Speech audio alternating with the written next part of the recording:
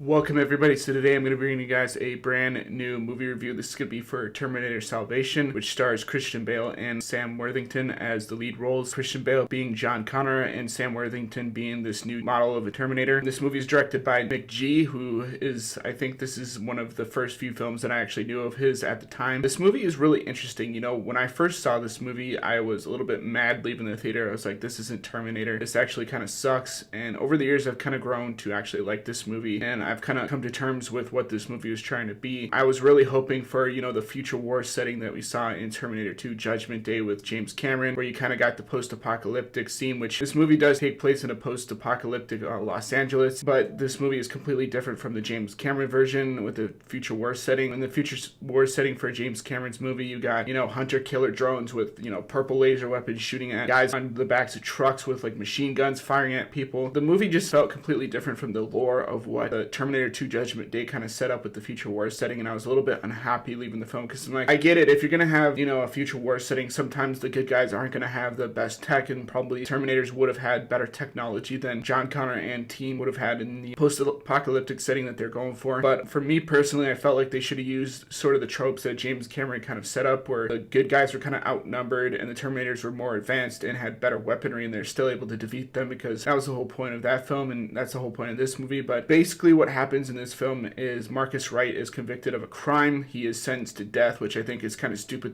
They kind of start off at this point, because later on you find out that, oh, he's a new Terminator. Spoiler alert, like, it would have been cool if they kind of revealed this over time in sort of like flashback forms, instead of just going right away and say, hey, this guy is kind of a Terminator, because we already kind of suspected that he was going to be the new Terminator, especially since James Cameron, before the film's release, kind of approached Sam Worthington, was kind of promoting him as to be the next candidate, kind of like Arnold Schwarzenegger was in the first Terminator film, as well as T2 Judgment Day. And I think that Sam Worthington does a really good job of portraying what was in fact in the original Terminator franchise, while still doing a new take on this, because he's sort of like a human hybrid mixed with Terminator. And I really like that idea of the fact that, you know, you later find out that, oh, he's actually one of the bad guys, and that they did this in terms to try and assassinate John Connor, which is pretty much the plot of every single Terminator film, is that they're sending machines back in time to assassinate John Connor, and then in the future they're still trying to do the same thing. So basically you find out that Marcus Wright is actually a Terminator. You know, John Connor he doesn't care for this Terminator.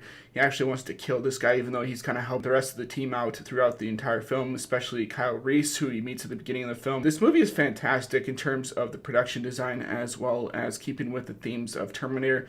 This has the hunter-killers back, and there's a really cool design, and it's a lot larger in terms of scale than the James Cameron hunter-killers. I think those are pretty cool, especially that scene where you see the hunter-killer go in between the buildings, and it causes the buildings to collapse. I thought that was pretty cool. The fight scene in the beginning with the Terminator, who has a Gatling gun strapped to its arm, is pretty cool, and he's just taking things out as Marcus Wright is walking through the remains of post-apocalyptic Los Angeles. I thought that was pretty sweet. There's a really cool fight chase where you got these new Terminators that are basically like motorcycles. They're pretty much decked out in black, and they kind of zoom in and out of the wreckage of the cars and stuff, and they're chasing after Kyle Reese as well as Sam Worthington.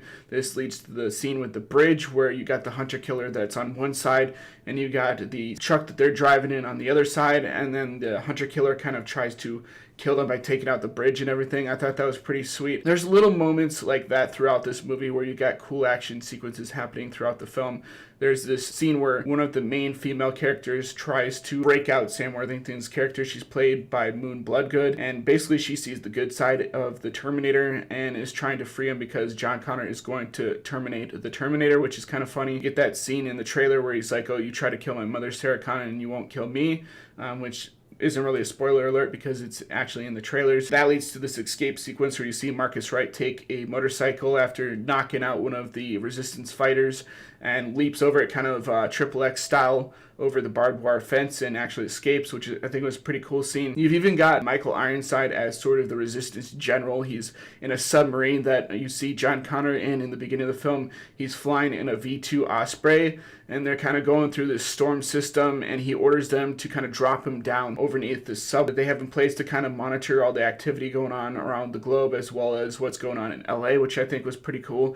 And you see John Connor just kind of drop into the abyss, and I thought that was a pretty sweet sequence. sequence because you weren't really expecting that. It was kind of like a Call of Duty type situation. I think that John Connor in this movie is a little bit more human, while he still has the gruff kind of badass fighter that he was kind of as a little kid in Terminator 2. He's a little bit more mature in this movie, and he's able to take out the machines pretty easily. You've got that cool opening sequence at the beginning, I think, which sets up the tone of this film, where you see the nuke kind of go off, and before that, Resistance fighter is going to take this facility that the Terminators have, and you see the newer model, the T-800s, which is the Arnold Schwarzenegger model from the first Terminator film. This is all a prequel setting up the events that happened later on in the first Terminator movies, which this movie didn't do that well because of the fact that people like myself weren't really happy with it at first. So you never really got to see the time travel aspect of it. You did a little bit in Terminator Genesis, which I didn't really like that movie. That wasn't really my thing per se. I think this movie is fairly decent. I think that if you're a Terminator fan, you're definitely going to enjoy this movie. This movie definitely deserves either a 6 or a 7. Definitely doesn't deserve, like a 3 or 4 rating, which I think most movie critics would probably give it. I know a lot of people are really harsh on this movie, but the visual effects are amazing.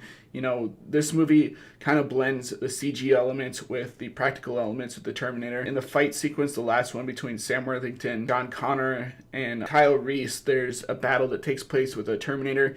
While they don't use the, animatronic Terminator that Stan Winston used in the original Terminator films, they use sort of a mock-up where you kind of have the Terminator on like a backpack setup, and you can kind of see him walking around and stuff like he did in the original movies. I thought that was pretty unique. This movie is actually dedicated to Stan Winston because this took place after he passed away, and sadly he wasn't able to see the finished product of this film, which I think is kind of sad in a way.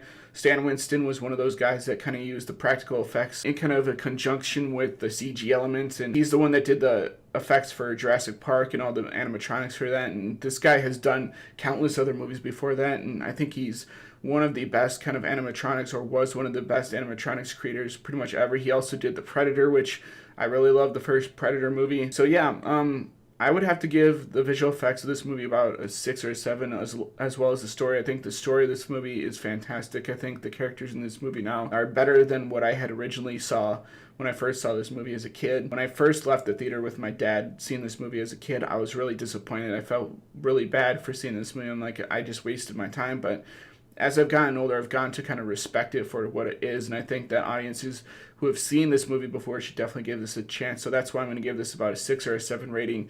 So I'm going to give it about a B. I think this really does deserve that B rating. It's definitely not an A by any means, but I definitely did enjoy myself while watching this, unlike The Last Jedi, which I'll probably talk about at some point again, since it's the 1-year anniversary. So I hope you guys enjoyed this review series. I definitely wanted to talk about this because it's new on Netflix again. And if you guys haven't seen this movie, definitely check it out on Netflix and let me know in the comments section what you kind of thought about the movie. So as always, guys, rate, comment, subscribe. I'll see you guys in the next video. Peace out.